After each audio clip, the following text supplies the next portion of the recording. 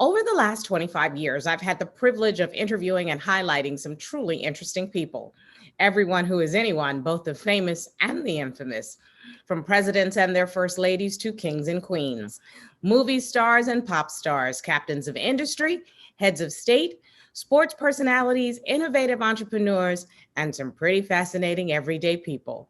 Today, I'm proud to introduce you to Petra Seidler, a results-oriented change management expert whose recognition and respect for cultural diversity has helped others build stability through economic development.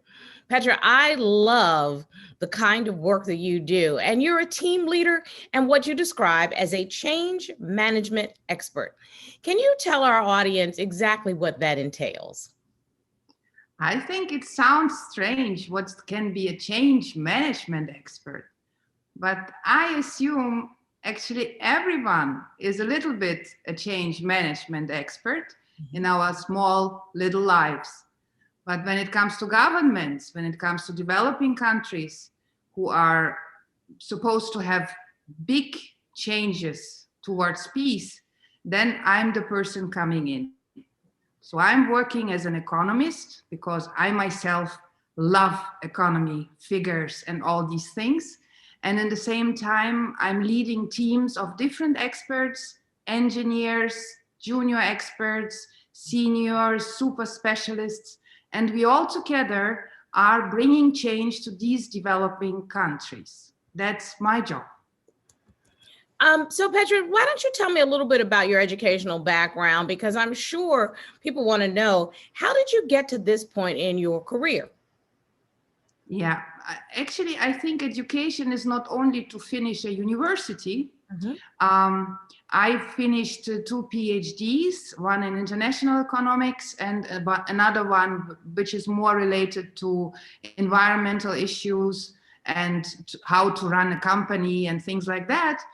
But I think more important is how you grow up, with whom you grow up, and in which environment.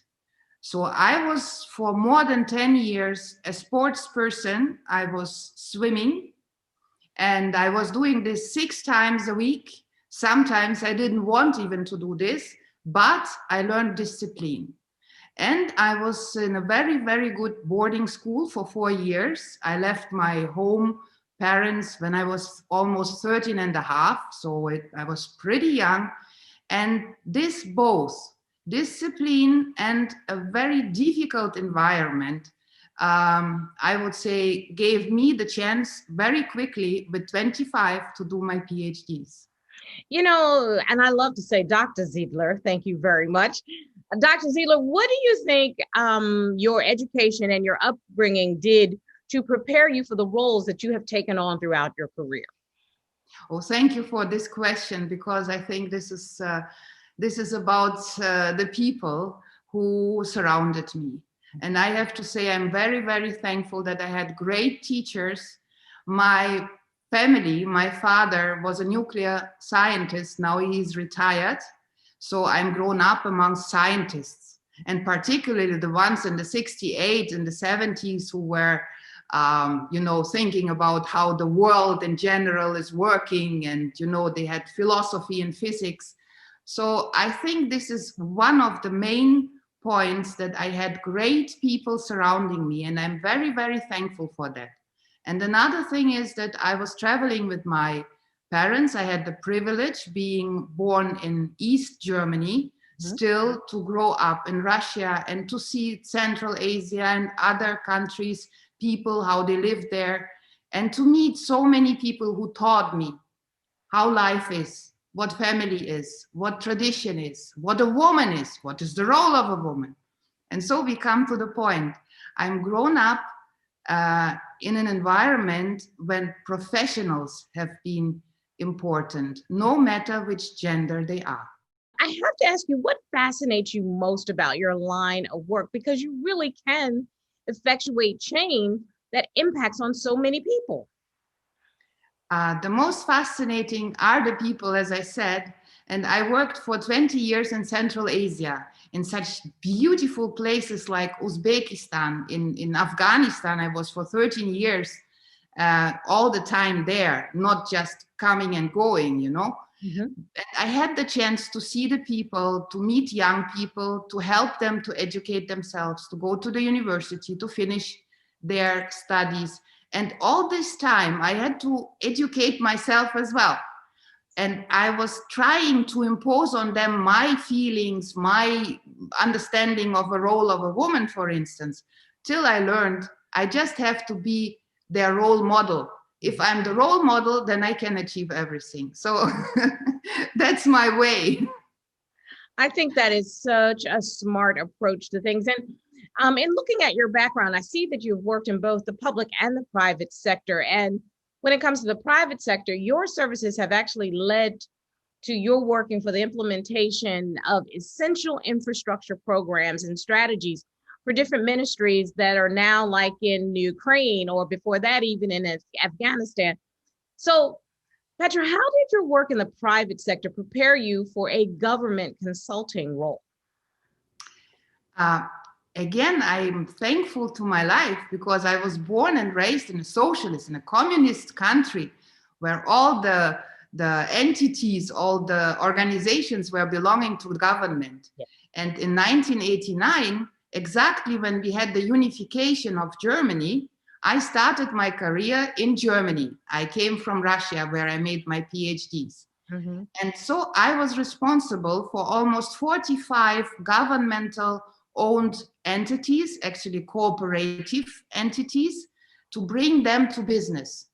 And still, I buy products from these factories, and I understand that I was successful with this transition. Yeah. So, and then I was also supporting the transition in the private sector and Mhm. was leading for 10 years a private sector holding. We created a holding out of different entities. So at the end, I have known how a government is thinking and how business is thinking.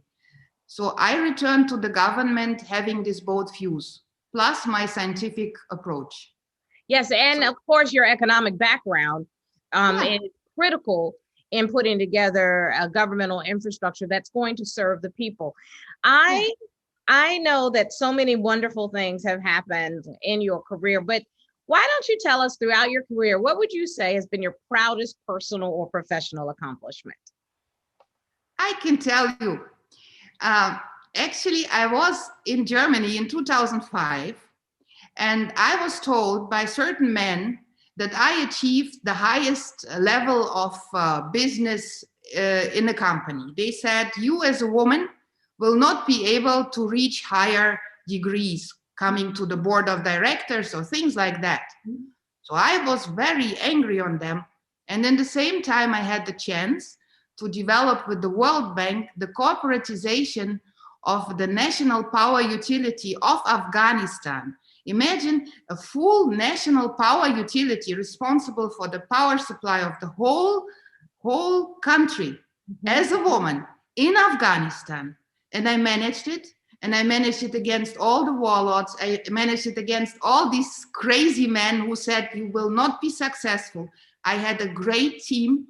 I had super good, really good experts who supported me in this. I had many, many people in Afghanistan who supported me.